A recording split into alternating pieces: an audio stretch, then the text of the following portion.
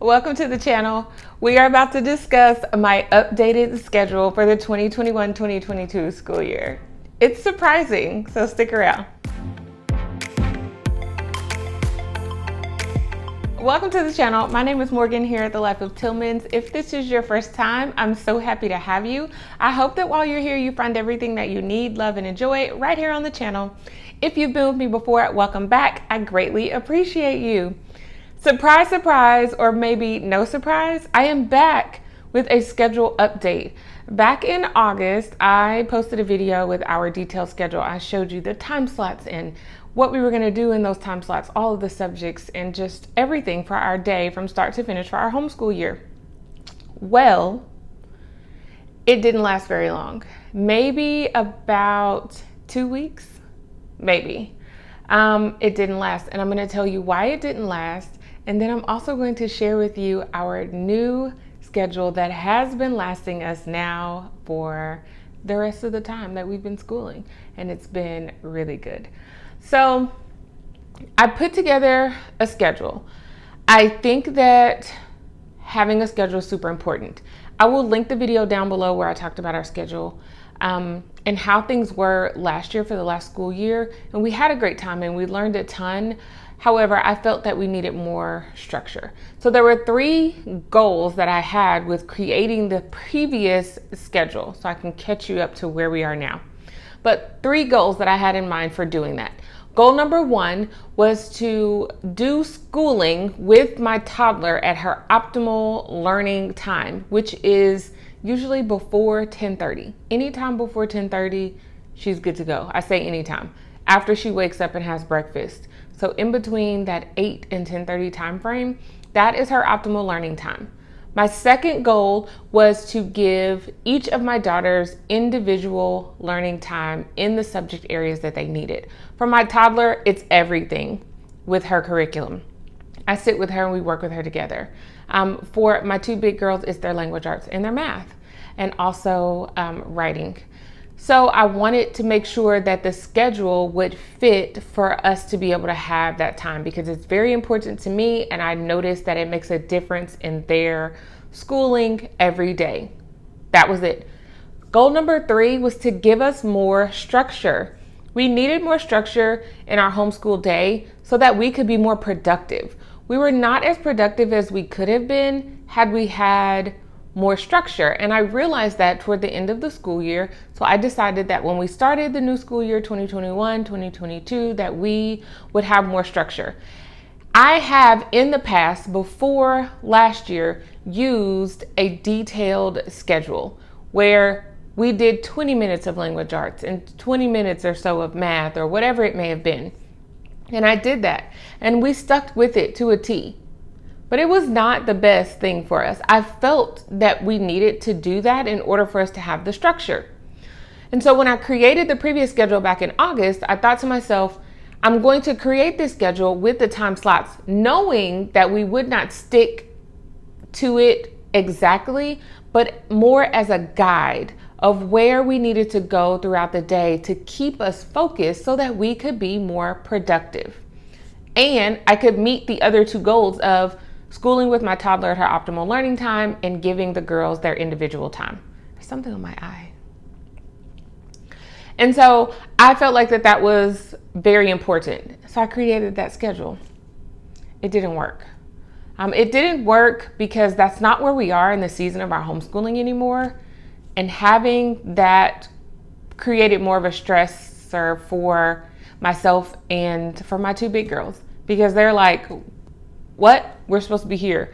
And it really wasn't supposed to be exposed to them.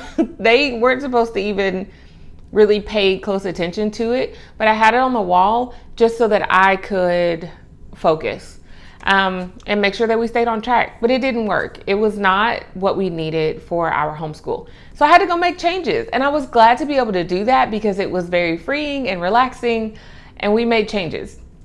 Here's what I did. I cannot show you an actual schedule the way I did last time because there's not one. I cannot give you exact time slots for when we move on to what subject because there's not one. But what I can do is give you my thoughts behind why we do certain things in the orders in which we do them, the flow of our day, and I can tell you that we are so much more productive in the way that we do it.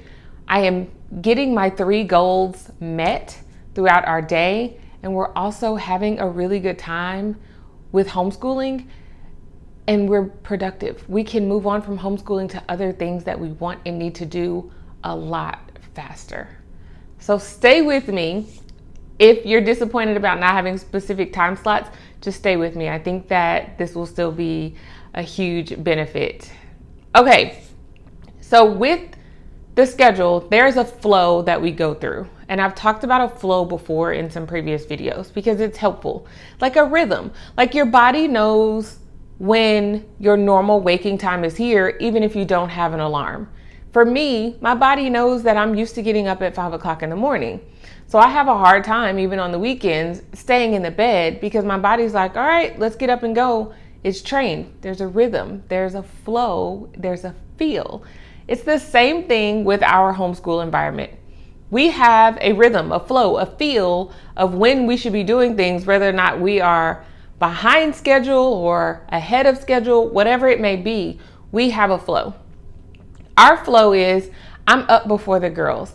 Around 8 o'clock, we have breakfast. Now, do we sometimes have breakfast before 8 o'clock or sometimes a few minutes after? Yes. Anywhere between 7:45 and 8:15, we are sitting down and eating breakfast. Normally, it's right around 8 o'clock because that's just our normal movement. It takes us about 30 minutes. During that 30-minute time frame, I am sitting down because I don't eat breakfast, but I do sit down with my girls and we are doing Bible. So I pull out our curriculum, which we're using My Father's World. It has Bible incorporated within that curriculum. I pull out my curriculum and we are working on Bible. So with that, our first subject of the day is always Bible, character studies, anything that I feel like we need to go over within that time frame. We also have, you'll see it back here, our book basket. We do read alouds during that time. Sometimes breakfast takes a little bit longer. They're eating something that takes longer, or they have cereal and it takes them 10 minutes. It really just depends, but that is our time. We usually transition to our homeschool room about 8:45.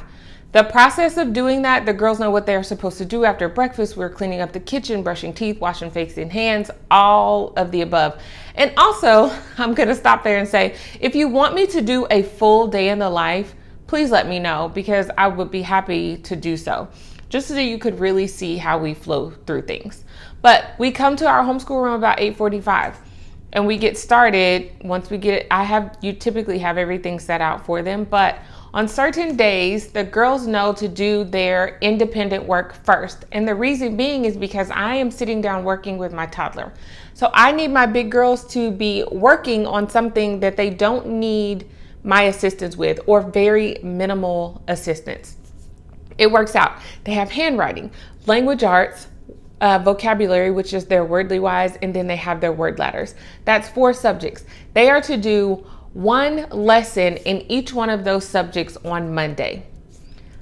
That is the flow. By the time they are done with those things, I am usually done with my toddler. It does not take long, or we're to the point to where she's doing a craft and she can do that craft all on her own and does not need me. I try to just allow her to be crafty.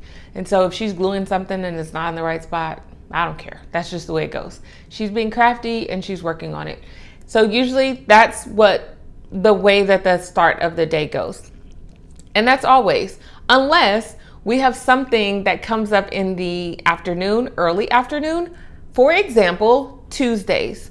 On Tuesday, we have my baby girl has gymnastics at 1 o'clock. So we are eating a little bit earlier. Their independent subjects, they do in the car with me while we wait on my 4-year-old to finish gymnastics. It's perfect because on that day, we can start with some things a little bit sooner. I still do toddler work with her, but we also sit down. That gives them more independent reading time. They usually do that when I'm working with my 4-year-old. And then they'll go on to, they can start their math work without me. So it flows. Now I'm gonna go back to the other days. After I am done working with my toddler and my big girls are done with their independent subjects, we then move on. I will have one of my daughters working on math and the other one will be working on language arts. What this does is gives me a spread to where I'm not trying to focus on math, 2 different grade levels of math at the same time. I work and do the lesson with one of my daughters for math while the other one is working on her language arts. We are using master books for our language arts. There is not much that my daughters don't understand about their language arts. So while I'm working on the lesson with math with one of my daughters, the other one is working on language arts, and they're doing just fine. Once I finish the lesson, my daughter moves on to answering the questions for her math work.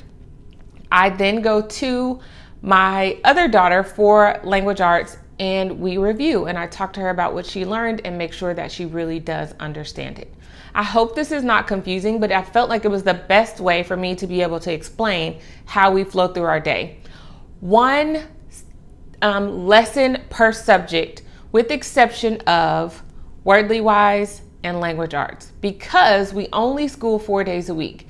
And I struggle with starting day 5 on a Monday when it should have been done on Friday or Thursday, the week prior. So there are a few subjects where we do 2 lessons a day, but that's it. 1 lesson for everything that they do. Once they are done with math and language arts, while this is going on, my 4-year-old is hanging out and playing in her boxes that I created. I will link that video down below. She loves them. I have yet to put a day on them. She will grab just a random box and she'll play with it. And I usually put that one on the bottom. She can't move all of them. So when it's time for her to get another one, there's 2 stacks. She'll just grab whichever one is on top and she'll play with that one the next day. I'll move it to the bottom. That is the process, and she loves everything in all of them. So she's busy doing that, or building things, or doing ABC Mouse. She's busy. She's busy and she doesn't need my help. She's still here in the homeschool room with us, so she sees the environment that we're in. She knows what we're doing. We are within arm's reach of her, so if she needs us, we're available. It has been working out so well. Once my girls finish math and language arts, we move on to our family subjects, writing strands, my father's world curriculum, and our history curriculum, Spanish as well. We move on to our family subjects and we work together. Our toddler joins in. She does not join in with the writing strands, but she does join in with my father's world and our Spanish and even our history curriculum. She joins us with all of that. So that is the flow of our day. We usually stop for lunch around 11:45. If we have not completed everything that we need to do at that time, we will come back for however a few minutes after lunch to do that. But during lunch, I do read alouds. We may listen to a book that's read on YouTube. We have a few CDs that we're listening to books. I may sit down and read a turn page book. I do enjoy lunch, so a lot of times we'll take other options to where I can sit and relax and listen as well. But that's what we do during lunchtime. That's read aloud time. And if we're not done with our read alouds that go along with the curriculum, or just books, random books that we're picking up, then once lunch is over, the girls pile up in the living room on the floor and they will color. They may have coloring that went along with their My Father's World curriculum, so they just bring that downstairs and they color while I continue reading or we continue listening to a read aloud. That is the flow of our day. We are usually done around 2 o'clock, which may seem like a really long time for some people who homeschool, but we do take breaks in there and we're having a good time. So for us, it just goes by really quickly, okay? That is the flow of our day. That is our schedule. It keeps us on track. I know what we should be doing and when we should be doing it about an area of time. Like it takes my girls about 10 minutes to do a spelling lesson. Maybe 15 to 20 minutes to do a Wordly Wise lesson, depending on whether they're reading a story and answering questions or not. I have an idea of how long it takes. And so I can kind of say, all right, we kind of need to start moving a little bit in this direction to just keep us guided. We just needed a guide. But the structure that we have is exactly what we needed, that we did not have last year, but it's not as strict as what I attempted to do at the beginning of this school year. It just didn't work for us.